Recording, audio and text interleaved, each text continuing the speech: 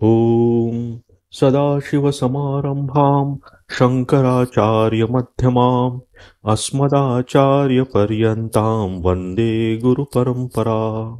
वसुदेवसुतं देवं कंसचाणूरमर्दनं देवकी परमानन्दं कृष्णं वन्दे जगद्गुरुम्।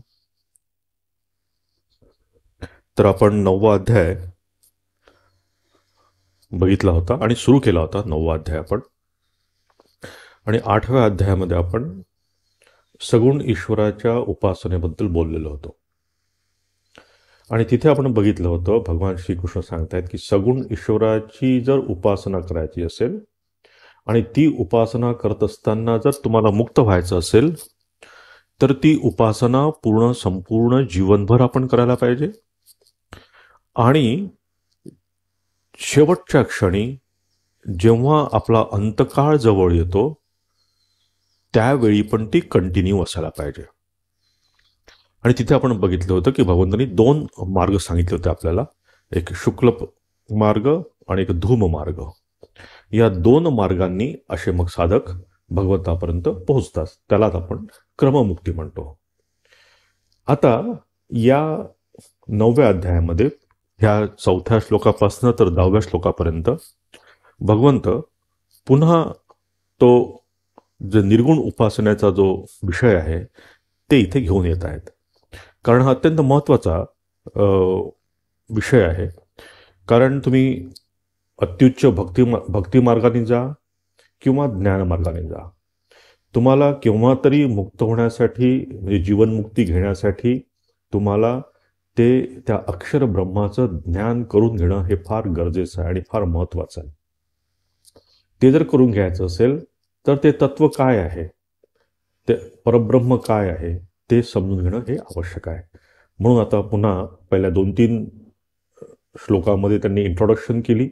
त्यात त्यांनी सांगितलं की ही राजविद्या का आहे, राजगुह्य का आहे, ते आपण आपल्याला समजलंच की किती ती गुह्य विद्या आहे ते. तर ती सांगण्यासाठी म्हणून आता भगवंत या 4थ्यापासनं तर 10व्या श्लोकापर्यंत पुन्हा निर्गुण निराकार ब्रह्माविषयी इथे आपल्याला आता सांगतील. पण आता हा मागचा अध्याय बघून की जिथे सगुण उपासनेचा विषय आलेला आहे, तर पुन्हा निर्गुण उपासनाच्या मध्ये आपल्याला घेऊन जात आहेत भगवंत. तर मनात प्रश्न पडतो बरेच वेळा की आपल्याला खरोखर हे शक्य होईल का? म्हणजे या संसारात राहून आपल्याला ईश्वर मिळेल का? आपण तर संसारी आहोत, आपल्यामध्ये इतकी शक्ती नाही आहे, हे कसं आपल्याला शक्य आहे? तर या विषयाचा आपल्यामध्ये सदैव म्हणजे आपल्याला म्हणतात ना बॅक ऑफ द माइंड हे सदैव चालू असतं. आपण करतो आहोत पण हे आपल्याला शक्य होणार आहे का?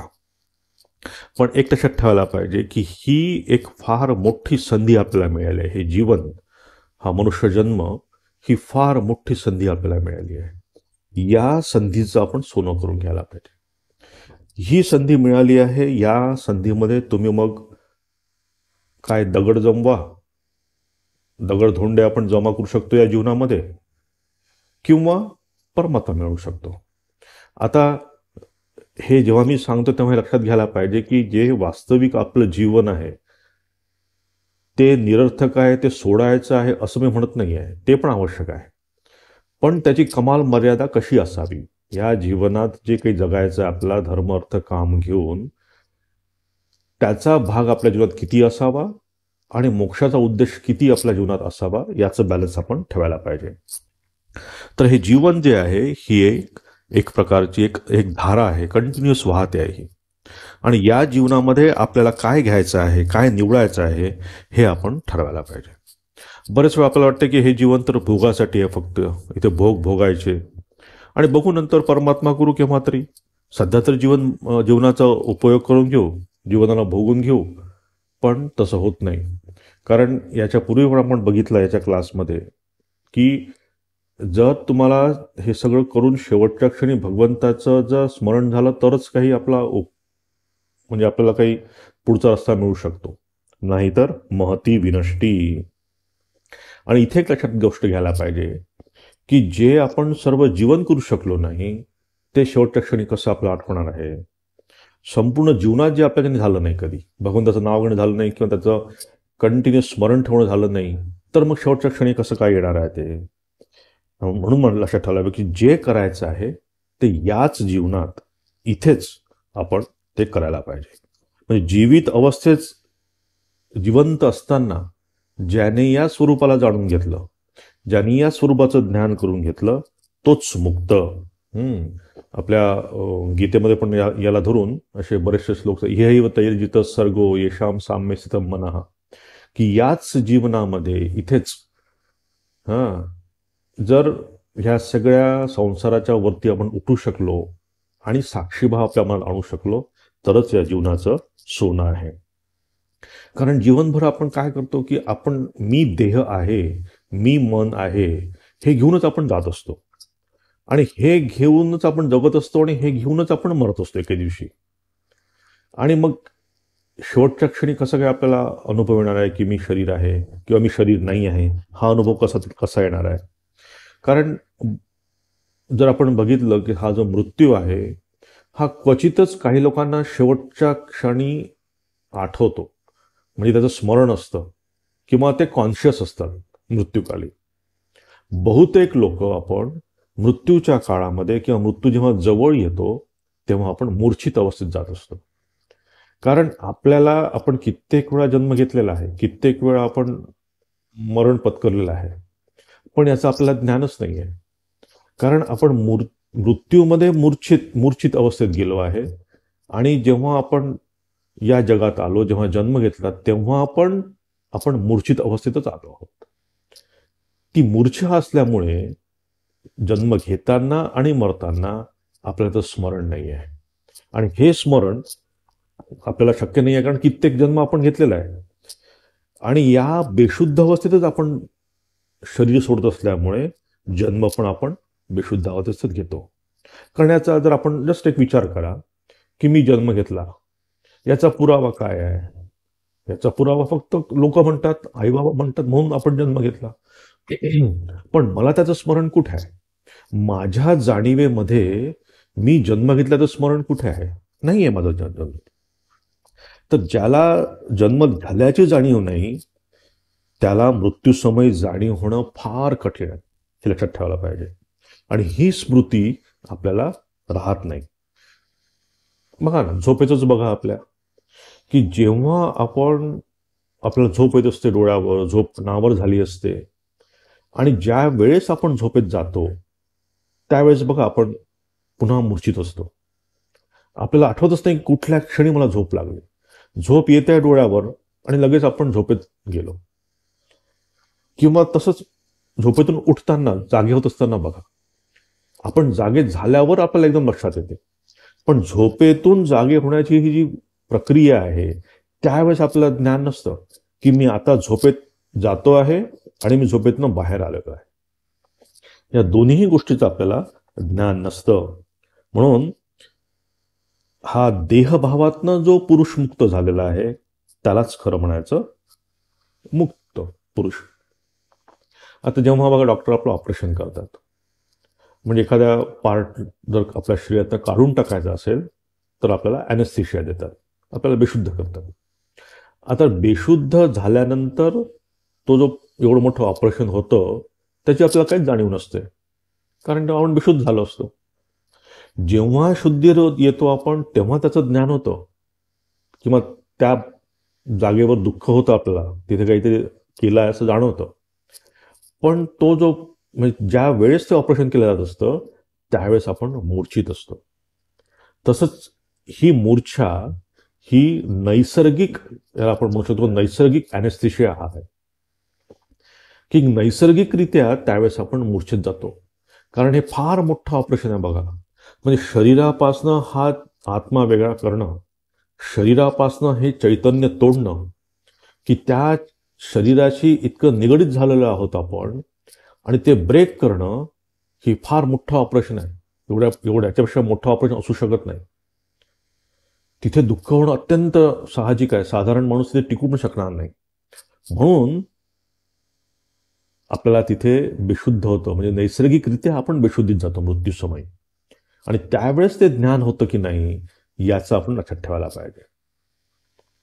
पण प्रकृती सूट कोणाला देते, की ज्याने जाणलं की मी देह नाही, हा देह माझा नाही, मी या देहात आहे, मी साक्षी रूपाने या देहात आहे, हा देह मी नाही आहे. हा देहात माझा हा आत्मा आहे, देहात चैतन्य आहे आणि मी ह्या प्रारब्धानुसार आल्यामुळे मी सगळे कामं करतो आहे. हा भाव असणं वेगळा, ही जाणीव असणं वेगळी. आणि या जाणीवेने जर ते ऑपरेशन झालं किंवा या जाणीवेने जर मृत्यू झाला तर तो कधीच पुन्हा या जगात परत येत नाही. त्या साक्षी भावाचा तो त्याने जो अनुभव केलेला आहे, आणि यालाच वेदांत कैवल्य म्हणतं, की या कैवल्य मुक्ती, हा की बघणारा आहे सगळं तोच सत्य आहे आणि जे दिसतं ते मिथ्या आहे, हे इथे फक्त आपण समजून घ्यायला पाहिजे. आणि हेच खरं तत्व आहे. बाकी सगळं ह्या गोष्टी परिवर्तनशील आहेत. म्हणजे या परिवर्तनशील जगाच्या मागे एक अपरिवर्तनशील तत्व आहे. हा आपण बघा, जन्मलो, काही काळ आपण काय आपला छोटेपणामध्ये गेला, मग आपण तरुण झालो आणि मग म्हातारे होतो. आता ह्या सगळ्या गोष्टी होत असताना आपल्या जीवनात सुख आलं, दुःख आलं, शांती आली, अशांती आली, दारिद्र्य आलं, काय आपण धनी झालो, ह्या सगळ्या घटना घडत आहेत. ह्या सगळ्या जगामध्ये ह्या सगळ्या गोष्टींचं परिवर्तन होत आहे बघा. पण हे परिवर्तन होत असताना पण त्यामागे कोणीतरी एक असं आहे की ते सगळं परिवर्तन बघतोय बघा.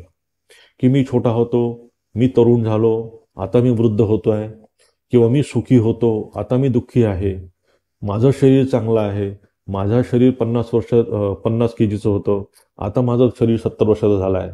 पण हे सगळं बघणारा कोणीतरी आहे ना. सम विटनेस इज देअर, आणि दॅट इज व्हॉट साक्षी, तोच चैतन्य आहे. तर हा जो धागा आहे की या सगळ्या परिवर्तनशील जगाच्या मागे एक अपरिवर्तनशील जी सत्ता आहे त्याला साक्षी म्हणतात. आणि त्याचकडे आता भगवंत आपल्याला घेऊन जाणार की या साक्षी निर्गुण आत्म्याला तुम्ही बघा. हे सदैव परिवर्तन होतं आपल्या जीवनामध्ये. त्या पडद्याला बघा. सिनेमा फक्त बघू नका, कारण तो पडदा आहे म्हणून सिनेमा आहे. आणि ह्या पूर्ण सिनेमाचा आधार कोण आहे? तो पडदा आहे. तसंच या पूर्ण परिवर्तन जे आपल्या जीवनात दिसतं, त्या पूर्ण परिवर्तनाचा आधार कोण आहे? तो आत्मा आहे. त्या आत्म्याचा साक्षात्कार करणं नुसताच विचार नाही, ते भासणं, त्याची प्रतीती येणं जीवनामध्ये, हेच उद्देश आहे. आणि हा उद्देश जर आपला सफल झाला जीवनामध्ये, तर आपण खरोखर ह्या मनुष्य जीवनामध्ये येऊन काहीतरी केल्याचा आपल्याला संतोष वाटेल. आणि अशाच माणसाला शेवटी त्या भगवंताची जाण राहील किंवा साक्षी आत्म्याची जाण राहील. आता हे सगळं खरं आहे, हो, सगळं समजलं, हे बरोबर आहे तुम्ही म्हणता ते. पण पुन्हा आपलं गाडी तिथेच येते की आम्ही संसारी, आम्हाला कसं शक्य आहे, फार कठीण आहे, असे बरेच आपल्या मनामध्ये विचार येत असतात. एक लक्षात ठेवा की या संसाराला आपण पकडलेलं आहे. संसाराने तुम्हाला पकडलेलं नाही, तुम्ही संसाराला पकडलेला आहे. या प्रकृतीला मला सांगा की या प्रकृतीला काय घेणं देणं आहे आपल्यासाठी? की कशाला प्रकृती तुमच्या मागे लागेल, कशाला तुम्हाला अडकवेल? आपण असे किती इम्पॉर्टंट आहोत की या प्रकृती आपल्याला अडकवून ठेवेल? काय आहे आपल्यामध्ये असं मला सांगा. उलट ही प्रकृती आपल्याला मुक्तीकडे घेऊन जाण्यासाठी मदत करणारी आहे. प्रकृतीला काहीच घ्यायचं नाही आहे, पण आपण ते धरून बसलेलो आहोत. ते पोपटाला कसे पकडतात तुम्ही बघा.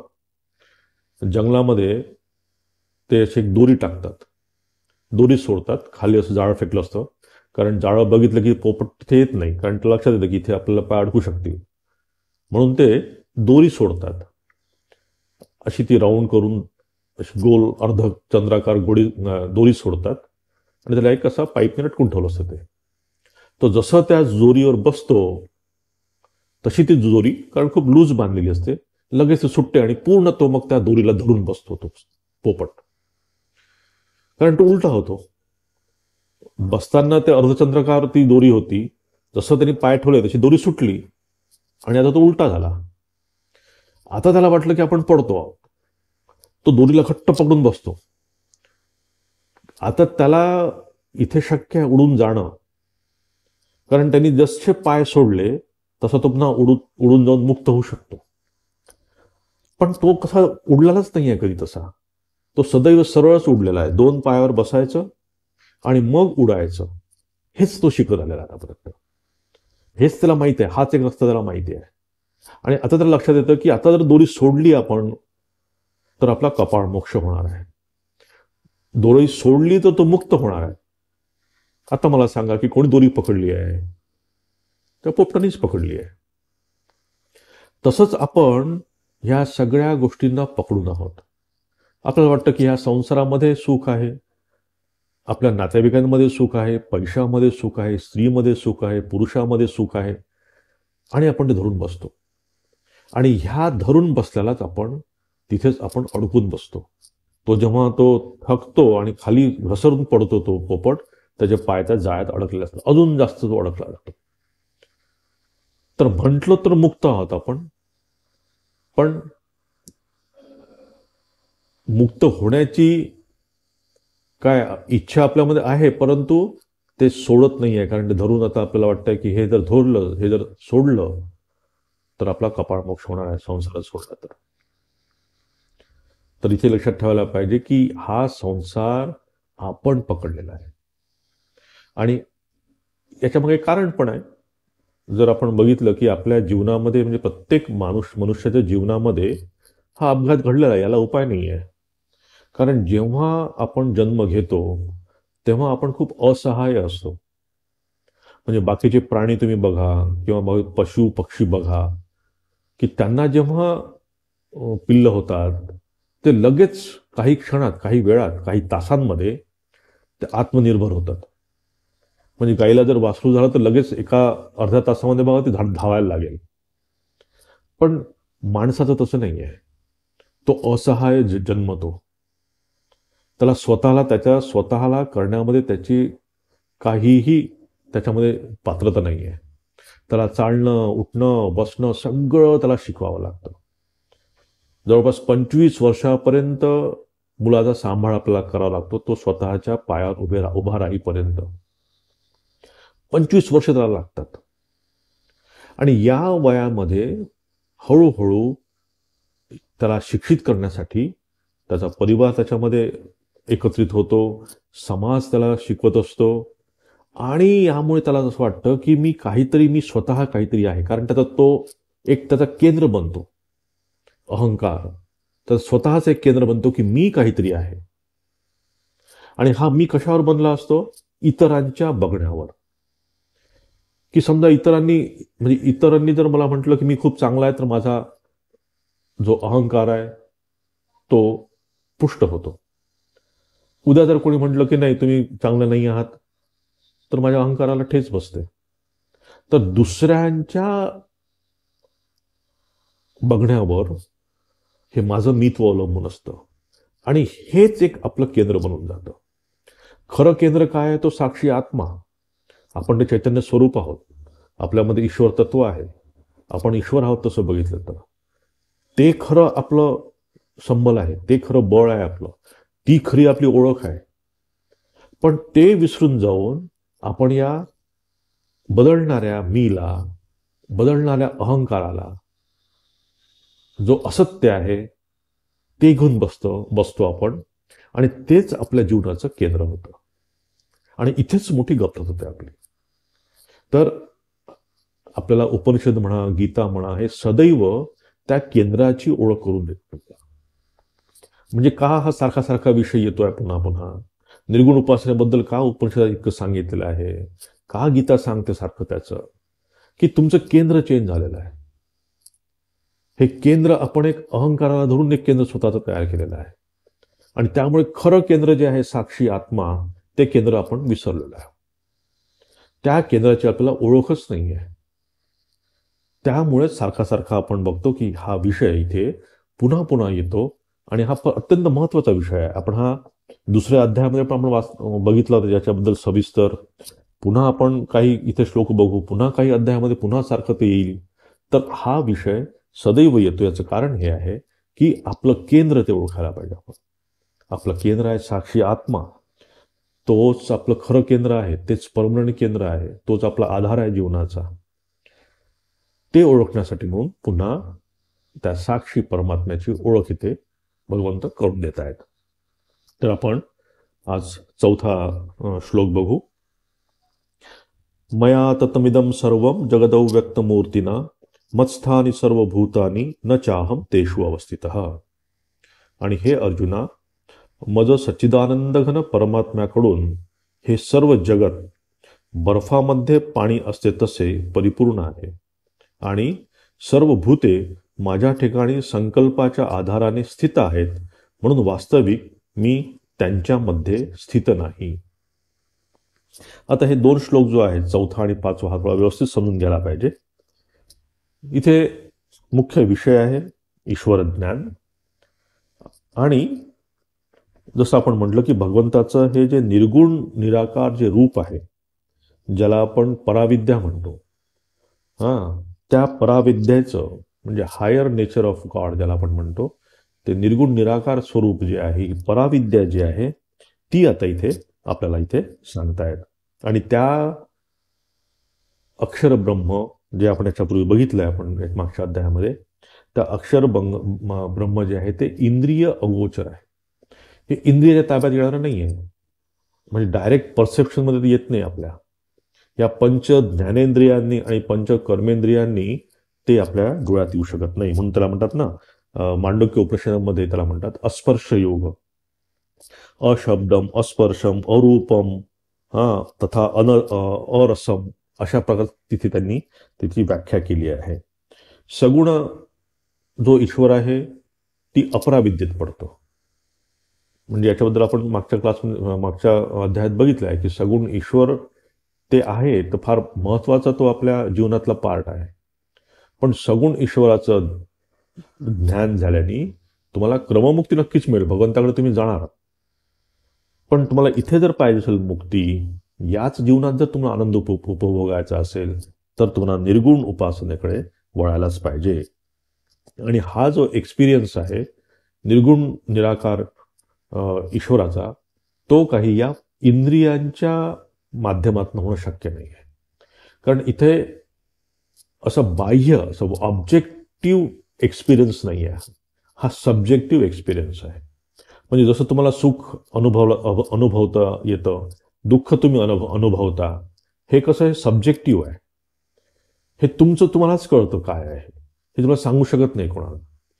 तसंच हा जो निर्गुण निराकार किंवा परमात्म्याचा जो साक्षी अनुभव आहे, तो अनुभव पण सब्जेक्टिव्ह आहे, हे लक्षात ठेवायला पाहिजे. आणि हा पूर्ण ह्या देश काल निमित्ताच्या बाहेर आहे. म्हणजे आपण कुठलीही गोष्ट आपल्या मनाला बाउंड्री घेऊनच आपण विचार करतो. की जेव्हा आपण असीम सागर म्हणू, तरीही आपण कुठेतरी त्याला सीमित करतो. त्या असीम सागराला आपण म्हणतो असीम, पण तो आपला कुठेतरी असं वाटतं की इतक्या लांब इथे असेल, इतका कित्येक योजन तिकडे असेल, सीमित होतच ते. तर देश कालाच्या अतीत असं हे तत्व आहे. तर इथे ते म्हणतात की इदम सर्वम ततम, की हे जे तत्व आहे हे तत्व सर्व व्याप्त आहे. ततम म्हणजे व्याप्तम. तर हे जे तत्व आहे हे ऑल परवेडिंग, म्हणजे सगळीकडे आहे ते. म्हणजे माझ्यामध्ये पण आहे, माझ्या आत पण आहे आणि माझ्या बाहेर पण आहे, दोन्हीकडे आहे. हे तत्व काही माझ्या वेगळं झालेलं नाही आहे.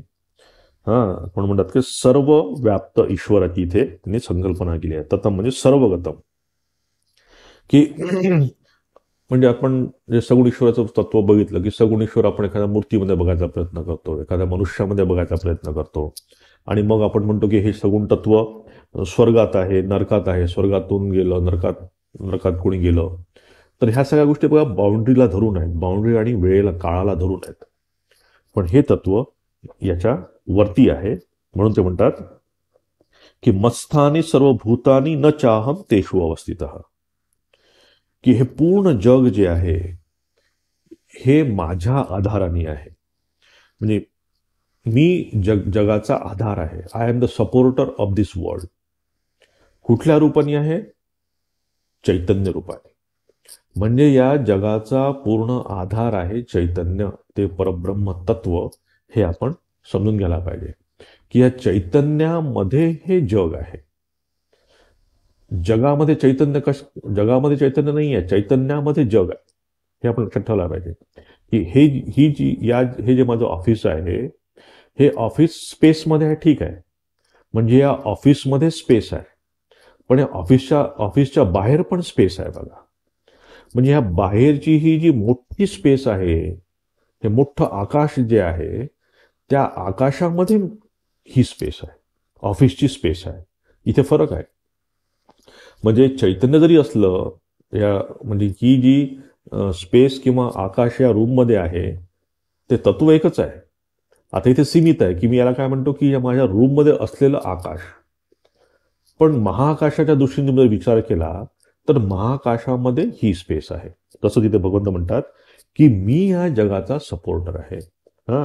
मत्स्थानी सर्वभूतानी न चाहम तेषु अवस्थित. की त्या तत्वाचं, ते चैतन्य तत्व हे याच्यापूर्वी त्यांनी सांगितलं की सर्वगतम आहे, ते ऑल परवेडिंग आहे, हे त्यांनी इथे सांगितलं. दुसऱ्या श्लोकात ते म्हणतात नच मत्स्थानी भूतानी पश्चिमे योगमेश्वरम भूतभृन्न च भूतस्थो ममात्मा भूत भावन.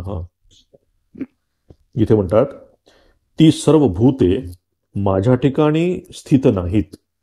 माझी योगमाया व माझा प्रभाव तर पहा की भूतांचे धारण व पोषण करणारा व भूतांना उत्पन्न करणारा माझा आत्मा वास्तविकपणे भूतांच्या ठिकाणी स्थित नाही. हा इथे थोडंसं आता कॉन्ट्राडिक्टरी आपल्याला लक्षात येईल. कारण याच्यापूर्वी त्यांनी काय म्हटलं की मत्स्थानी सर्व भूतानी, की सगळे भूत किंवा सगळी ही प्रकृती ही माझ्यामध्ये आहे, मी सपोर्टर आहे. ठीक आहे, हे चौथ्या श्लोकामध्ये म्हणतात. ते लगेच पाचव्या श्लोकामध्ये काय म्हणतात, नच मत्स्थानी भूतानी, मी त्याच्यामध्ये नाही आहे. म्हणजे असं वाटतं की हे कसं काय की एखादी गोष्ट आहे आणि दुसरं स्टेटमेंट करतात की ती गोष्ट नाही आहे. आता हे दोन स्टेटमेंट कॉन्ट्राडिक्टरी झाले. तर हे दोन स्टेटमेंट आपण ते व्यवस्थित बघायला पाहिजे. आता इथे काय बघायचं इम्पॉर्टंट की जेव्हा एखादी गोष्ट मला दिसते, एखादी वस्तू दिसते किंवा हे जग मला जेव्हा एक्झिस्टंट दिसतं, हे माझ्या डोळ्यासमोर जग दिसतं, हे तर वस्तुता आहे, म्हणजे मला नाकारू शकत नाही. मी या जगाचा अनुभव घेतो आहे, हे मी नाकारू शकत नाही. पण एका दृष्टीने मी खरा विचार केला तर दिसून येतं की हे जग नाहीच, कधीच नाही आहे. तुम्हाला थोडंसं आश्चर्य वाटेल मी काय म्हणतो ते, की एका ठिकाणी म्हणतो की मी सगळं जग दिसतंय, दृश्य आहे, मी आता स्वतःला हाताला हात लावायला लागलं, लक्षात आलं मला की मी आहे इथे, माझ्यासमोर टेबल दिसतोय, सगळं दिसतंय गोष्टी, मग हे नाकाराच्या कशा?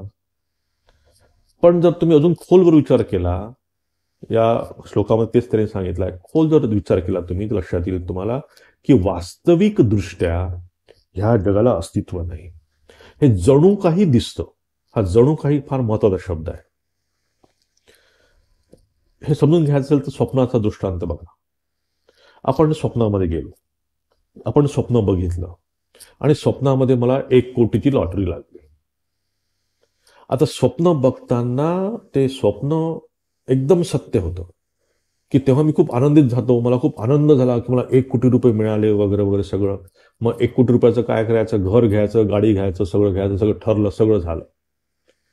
आता त्या स्वप्नामध्ये ते पूर्ण जे मी स्वप्न बघतोय ते वास्तविक आहे, सत्य आहे. पण जसा मी स्वप्नातनं बाहेर आलो तसं ते मिथ्या झालं. म्हणजे स्वप्न बघणाऱ्या मीच्या दृष्टीने ते सत्य आहे आणि जागणारा मीच्या दृष्टीने ते असत्य झालं.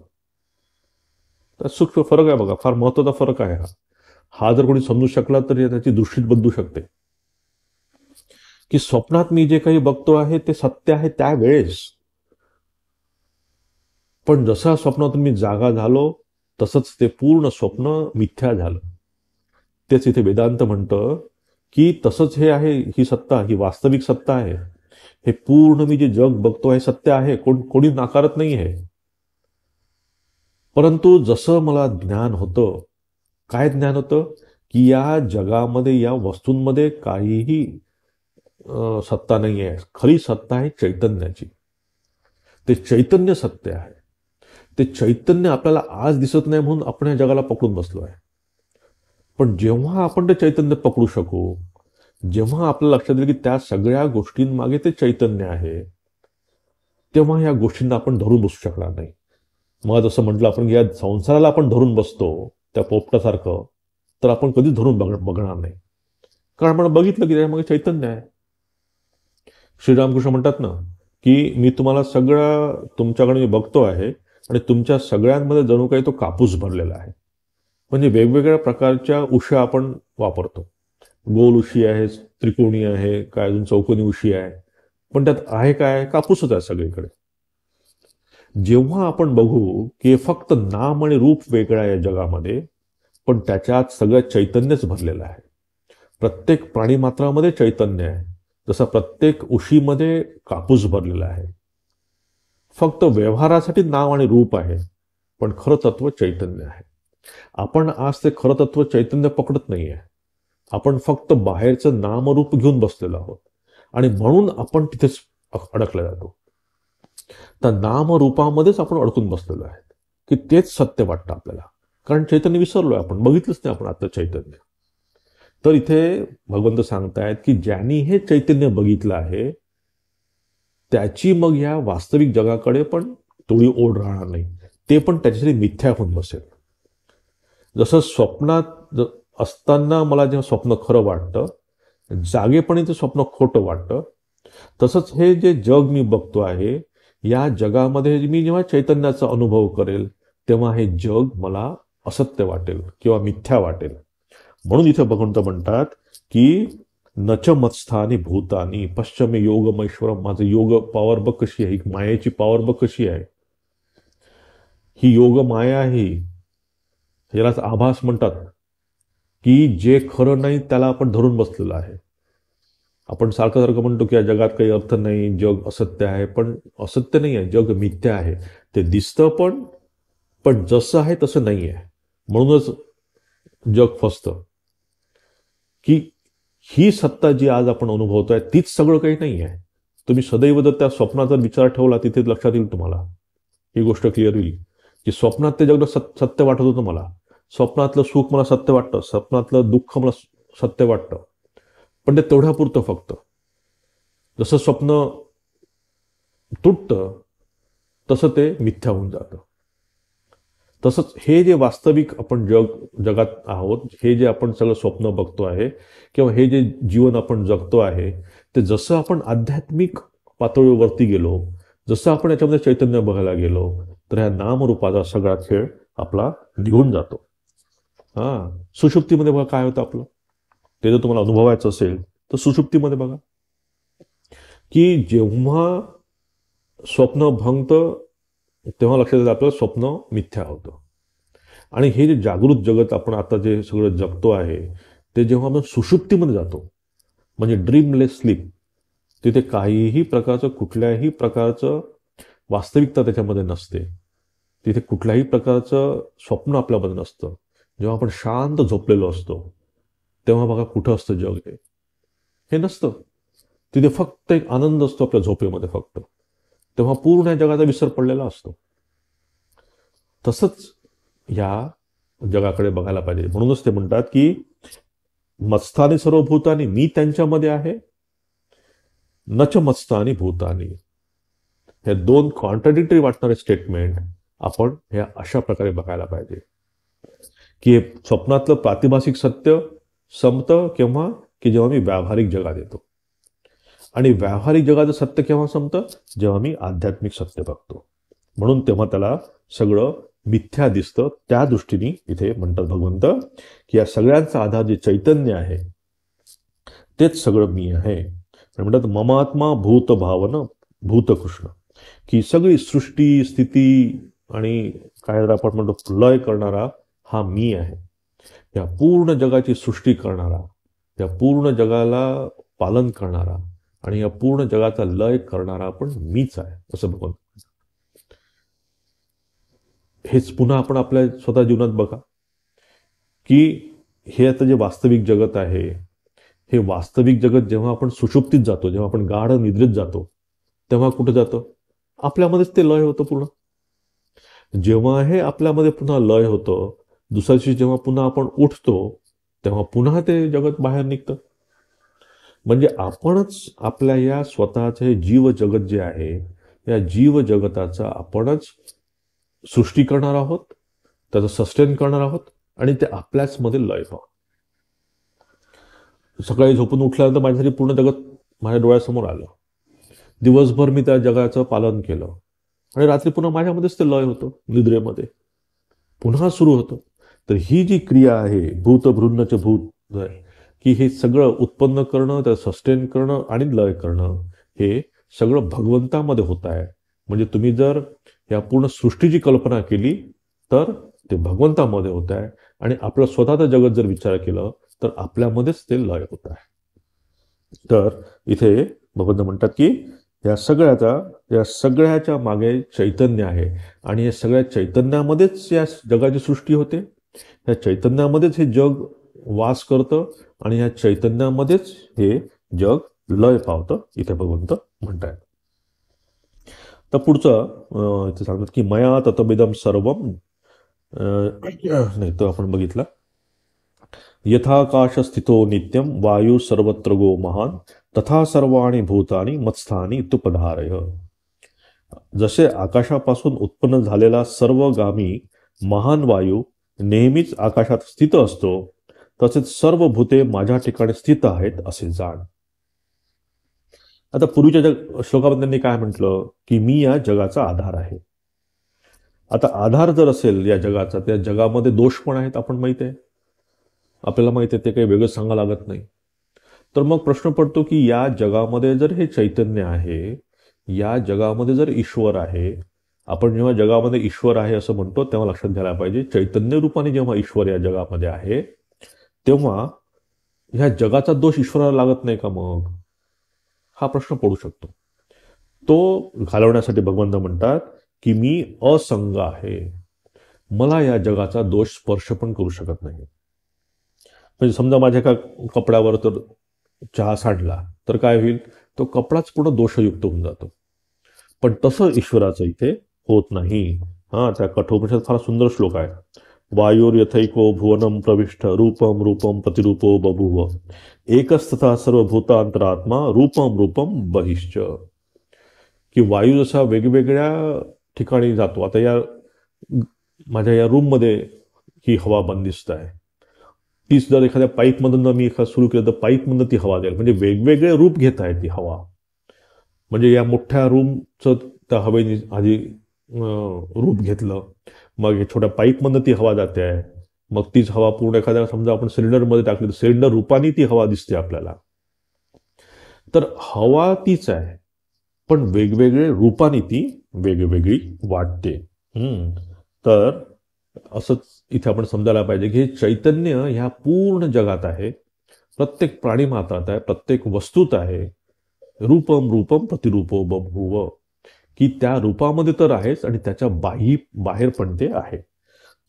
तर इथे भगवंत आकाशाची उपमा इथे देत आहेत की ही जी आकाश किंवा ही स्पेस ही पण अशी ऑल परवेडिंग आहे, सगळीकडे आहे. तर जसं या हवेला सुगंधी दुर्गंधीचा स्पर्श होत नाही, त्याचप्रमाणे मला पण या जगापासनं जे मिळणारं, जगामध्ये जे काही दोष आहे त्याला मी स्पर्श करत नाही, त्याला मला स्पर्श होऊ शकत नाही. किंवा इथं आपण अजून सूर्याची उपमा घेऊ शकतो की सूर्य जसा आहे की सूर्याचं प्रतिबिंब सगळीकडेच पडतं.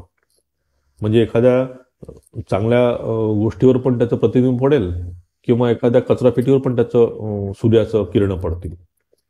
तर किरण दोन्हीकडे पडतात, चांगल्या गोष्टींवर आणि खराब गोष्टींवर. पण त्यामुळे सूर्य दूषित होत नाही, हे लक्षात घ्यायला पाहिजे. तर भगवंताचे असंगत्वम, की भगवंत या सगळ्यांच्या वरती आहे, हा, की त्याला या संसाराचा दोष लागू शकत नाही. हे चैतन्यामध्ये हे जग आहे, पण या जगाचा दोष चैतन्याला लागू शकत नाही. जसं स्वप्नामध्ये तुमची जी रियालिटी आहे, समजा तुमच्या स्वप्नामध्ये तुम्हाला 1 कोटी रुपयाची जर लॉटरी लागली असेल, तर जेव्हा तुम्ही जागे होता तेव्हा त्या 1 कोटीला काहीही अर्थ राहत नाही. तुम्ही त्या लॉटरीवाल्याकडे जात नाही की बघा मला 1 कोटी रुपये लॉटरी लागली होती आणि मला दे पैसे, म्हणत नाही आपण, कारण तेव्हा ते असत्य होऊन जातं. तसंच जागृत कालामध्ये जे काही आपल्याला सत्य वाटतं ह्या गोष्टी इतक्या धरून बसतो आपण, त्या सुषुप्ती काळामध्ये गाढ निद्रेमध्ये त्या सगळ्या नसतात, असत्य होऊन बसतात. तसंच इथे भगवंत म्हणतात की मी या जगामध्ये आहे, पण या जगाचा दोष मला लागत नाही, मी असंग असं माझं हे तत्व आहे. तर इथे आपण त्या अक्षर ब्रह्माचं आपण समजून घ्यायचा प्रयत्न करतो आहे. अजून पुढेच भगवंत सांगतील ते आपण पुढच्या क्लासमध्ये बघू. ओम शांती शांती शांती. हरि ओम तत्सत. श्रीरामकृष्णार्पणमस्तु.